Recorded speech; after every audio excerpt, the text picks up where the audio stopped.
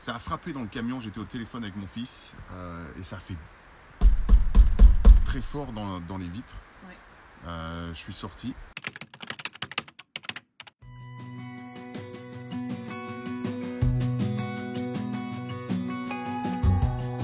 Nous sommes de ces nomades qui peuvent rester jusqu'à 15 jours au même endroit sans jamais démarrer le moteur et partir sur un coup de cœur pour plusieurs centaines de kilomètres.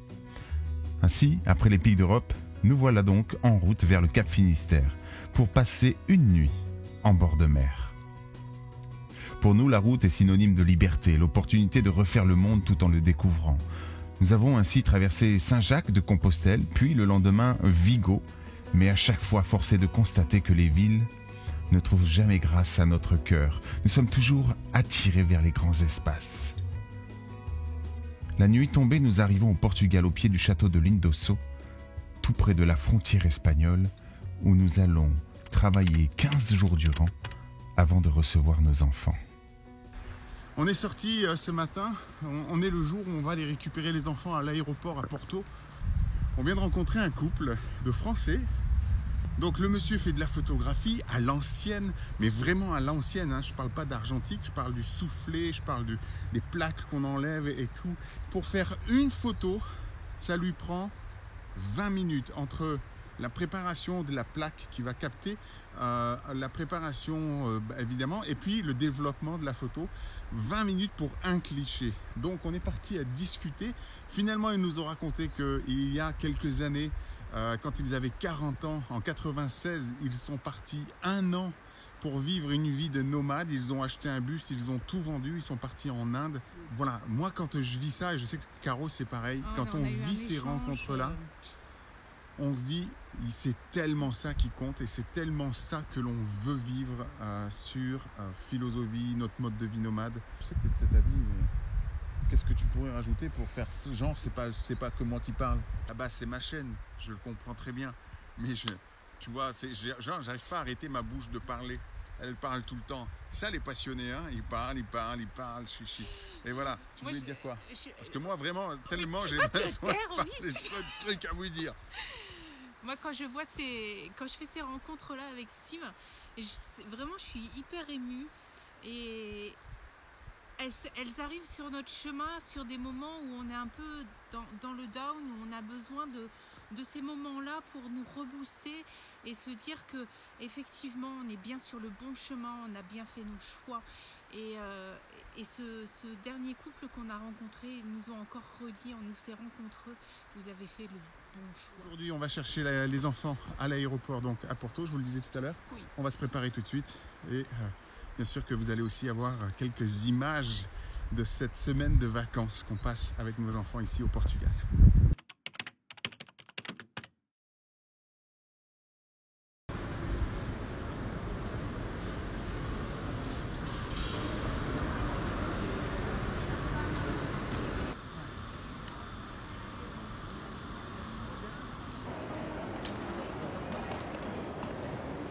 Regarde qui est là. Manon. Doupi.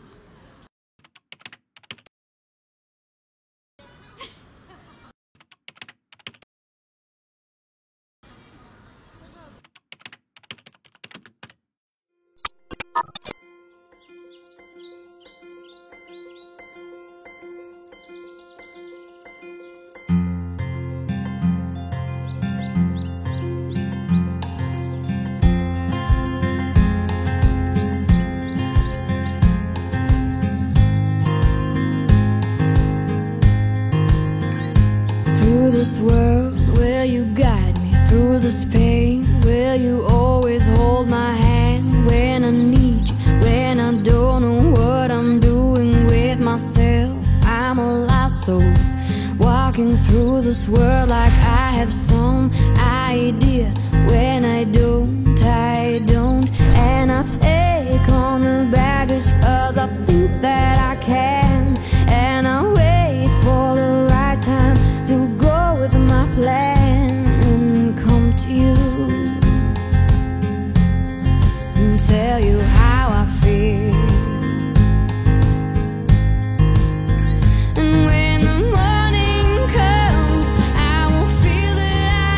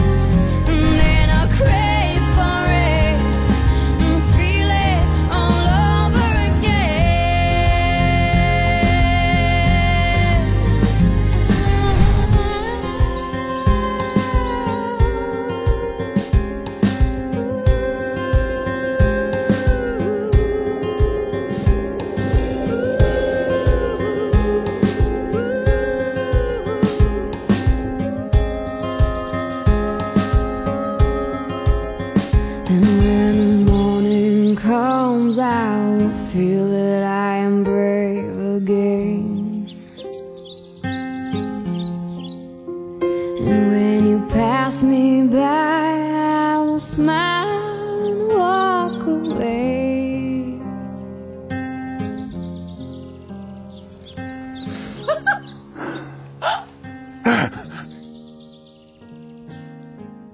C'est des espigueros, alors je sais pas si ça se prononce comme ça, t'en trouves dans le nord du Portugal et en Espagne, en Catalogne.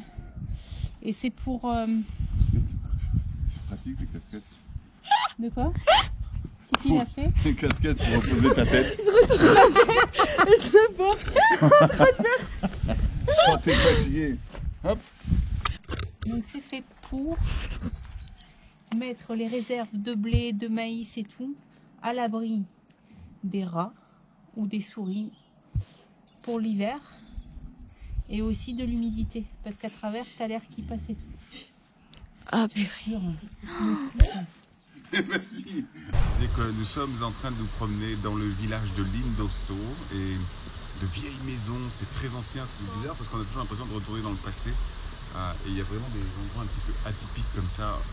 C'est un dédale de rues dans lequel on peut vraiment se perdre, mais c'est aussi un lieu d'inspiration pour faire de la vidéo, de la photo. Il y a plein de choses. Pendant qu'ils sont en train de faire des vidéos derrière moi, hein, évidemment. Donc j'abandonne. J'ai envie de vous dire, je vais juste... Voilà. On est dans un lieu où il y a des vestiges romains et notamment bien, des piscines naturelles, des piscines balnéaires, thalasso, qu'est-ce qu'on pourrait dire? Thermal. Thermale, voilà, c'est le bon mot. Thermale, c'est-à-dire avec une source d'eau chaude qui se mêle à l'eau de la rivière. Donc c'est complètement naturel, il n'y a aucun système mécanique ou quoi que ce soit. Et on peut se baigner ici, même sous la pluie. Et oui, jour de pluie aujourd'hui. Donc avec les enfants, on va aller se mettre dans l'eau de ces bains thermales, de ces sources chaudes ici, donc en Espagne. Elles sont connues pour être bons pour les rhumatismes. Donc pour Steve, ça va être très bien parce que ce matin, il avait un peu mal au dos. C'est pas des rhumatismes, c'est mal au dos, c'est pas pareil. C'est l'impression d'être un petit vieux.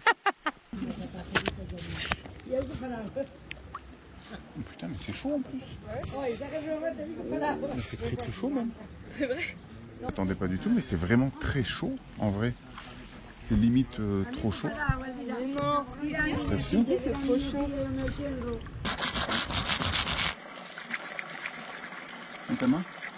Putain, c'est incroyable, c'est bouillant. C'est bouillant.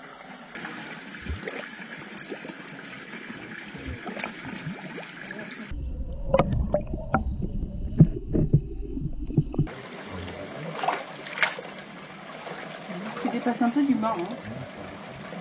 D'accord. Un peu bien.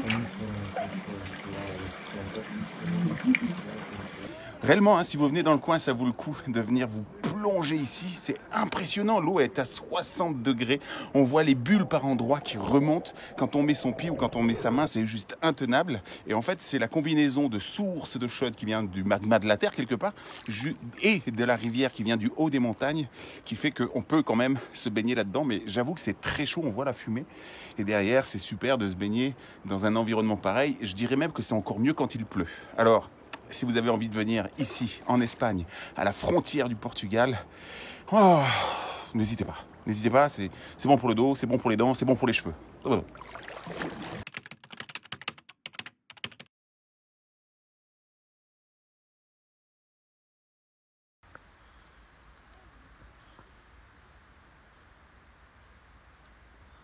Plutôt cool en fait, mais... Parce que oui, il y a un mais, je suis désolé, je vais faire mon rabat-joie, mais c'est aménagé, c'est top, vraiment pour se reposer, c'est vraiment très très bien. Honnêtement, vous pouvez le faire, faites-le. Mais pour avoir goûté à des termes, on va dire sauvages, hein, vraiment qui sont des reliques quelque part de l'époque romaine, là-bas j'ai préféré quand même le sauvage, même si c'est clair, tu as les pieds dans la boue, même si c'est vrai que tu ne peux pas t'allonger sur le bord de la piscine, qui n'est pas une piscine, mais... et surtout, j'ai beaucoup plus apprécié l'eau chaude, très chaude, beaucoup plus chaude, dans les thermes nature qui étaient pas loin des 60 degrés sur les points les plus chauds. Alors que là, c'était pas plus de 35 degrés parce qu'en fait c'était la température du corps quoi. Donc c'était agréable, c'était bien. Ça valait le coup de faire les deux pour se rendre compte. Mais j'ai préféré le côté un peu plus sauvage, un peu plus de nature.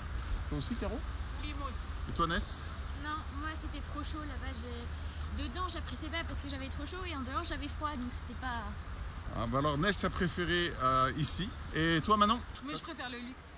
Elle a préféré le luxe. Et regardez ici, ce sont des termes gratuits derrière moi. Le monde qu'il y a, c'est un truc de malade. Beaucoup de monde ici sur ces termes-là. Et je sais pas si elle est plus chaude ou pas, mais c'est vraiment la piscine municipale un petit peu. Hein.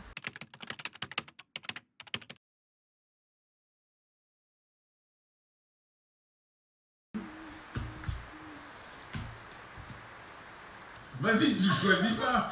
Non, je peux pas choisir. Pourquoi t'as pris celle du dessous?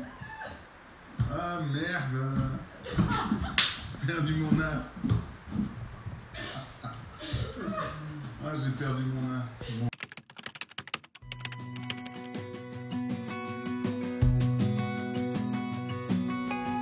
Cette semaine avec les filles était réellement une semaine remplie de moments de bonheur. Seule ombre au tableau, l'absence de mon fils Logan qui était pris par ses stages et le mauvais temps. C'est ainsi qu'après avoir déposé les filles à l'aéroport de Porto, nous décidons avec Caroline de prendre la route direction le sud du Portugal à la recherche du soleil dans le petit village de Burgao. On arrive à Burgao, on a roulé toute la journée, on a traversé le Portugal du nord jusqu'au sud en ayant déposé les enfants entre temps. Maintenant, il faut vraiment qu'on trouve un spot pour dormir, il est 22h45, je sais pas où ça va finir. Je comprends rien à ce qu'elle fait là, Caro, elle me met un truc sur le GPS, on se retrouve je sais pas où là, dans les hauteurs, en plein milieu, genre il y a un vieux moulin ou je sais pas quoi, sur une route de campagne, avec des maisons, la végétation, c'est un peu la brousse. Hein. Dans 400 mètres, tu y es. Je suis où dans la brousse?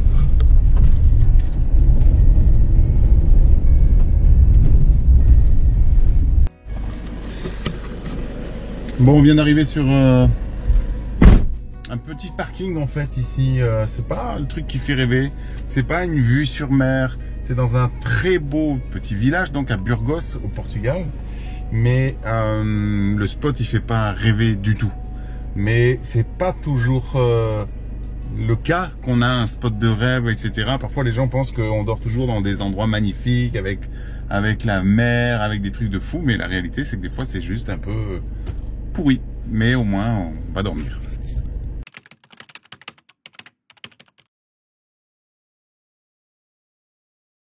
Ce matin, on est descendu vite fait dans le village.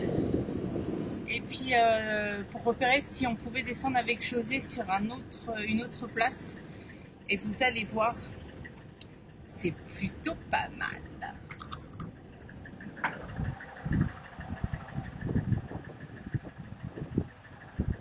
Alors, monsieur Doupeux? Ouais. C'est la mer quoi. Oh, ok, il y a un ciel bleu, ça va. Voilà. Ouais, 4G pleine balle. C'est pas non plus... c'est pas parce que le village est super mignon, qu'il y a un bar à côté, des toilettes accessibles, que franchement, il y a de quoi pas vanner quoi. Ok, d'accord, on peut prendre le petit déj sur le petit banc qui est ici, face à la mer, voire même aller manger les fesses dans le sable. C'est pas pour autant qu'il faut se vanter.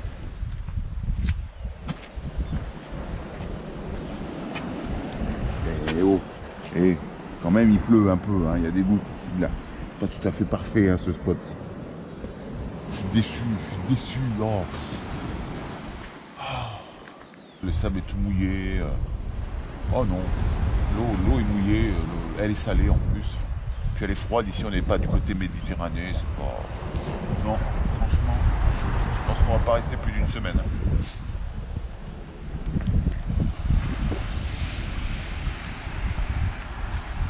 Burgao, c'est une petite ville, un petit village, on pourrait même dire, moins d'1 millier d'habitants.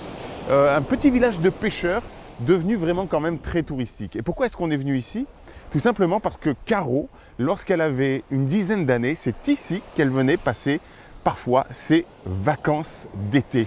Et elle tenait à me faire découvrir ce village. Elle était certaine que ça allait me plaire et effectivement, ça me plaît beaucoup. J'ai donc préparé des images pour vous que vous allez voir maintenant.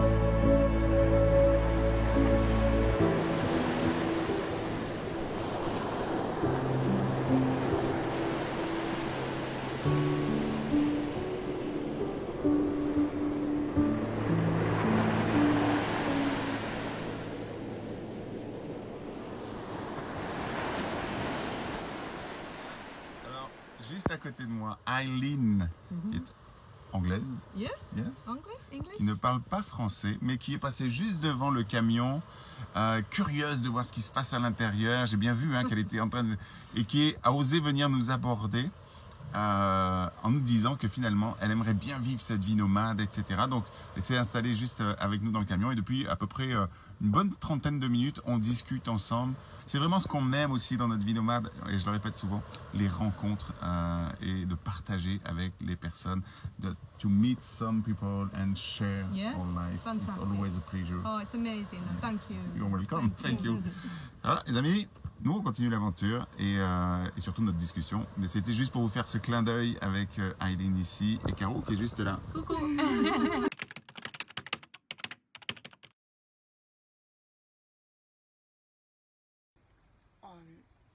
On vient de frapper au camion, donc je sais pas ce qui se passe. Bon, on bouge. Ah, Les flics. ok. Bon, bah on vient de se faire dégager les flics viennent de taper au camion. Ça a frappé dans le camion, j'étais au téléphone avec mon fils et ça a fait très fort dans les vitres. Ouais. Je suis sorti et en fait c'est la police.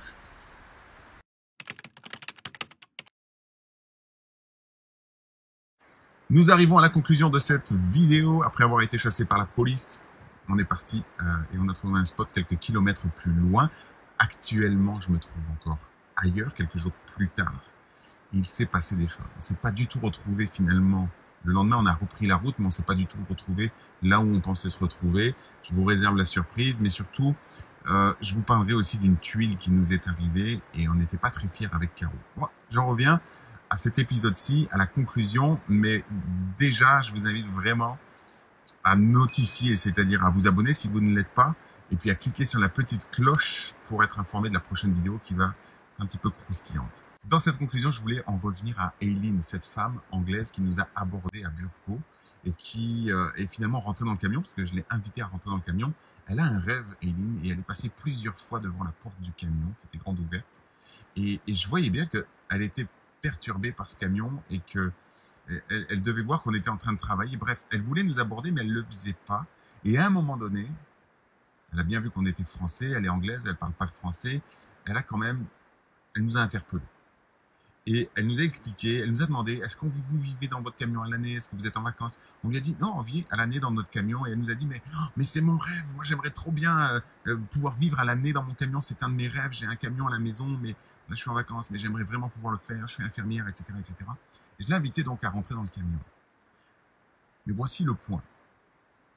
Combien de fois est-ce que vous avez rencontré ou eu l'occasion de rencontrer une personne qui a réalisé le rêve que vous-même vous aimeriez réaliser? Et combien de fois est-ce que vous avez osé aborder cette personne-là?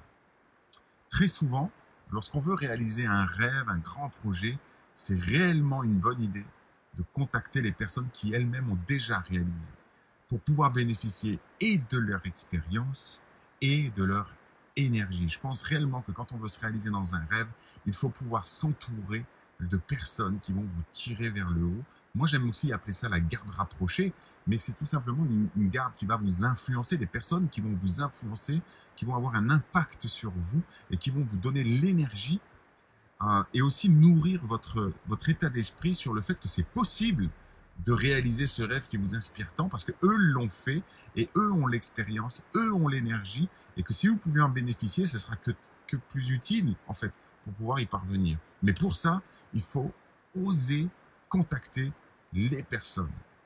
Et souvent, on bloque. C'est-à-dire qu'on se dit, ah oui, je vais envoyer un mail. Ou alors, je l'aborde, comme a fait Eileen, en passant 10 fois devant le camion. À un moment donné, elle a dû se dire un truc du genre, ok, je le fais, je me lance. Et très souvent, en fait, on ne le fait pas. Et parce qu'on se raconte l'histoire qu'on ne va pas déranger, qu'elle a mieux à faire, cette personne-là, que ça ne sert à rien, etc., etc. Et du coup, on ne le fait pas.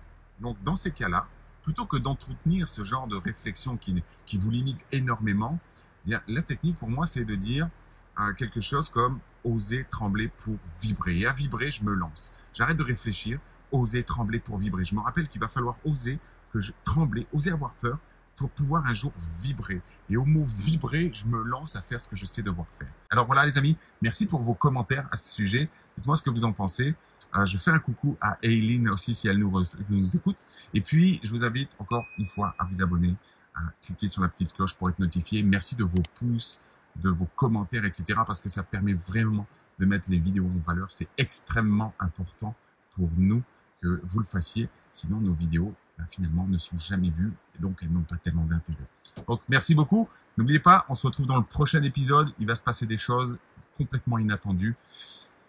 Je ne peux pas vous en dire plus, donc je vous retrouve bientôt. Mais n'oubliez pas d'oser être et de vivre une vie qui fait envie. Bye bye tout le monde.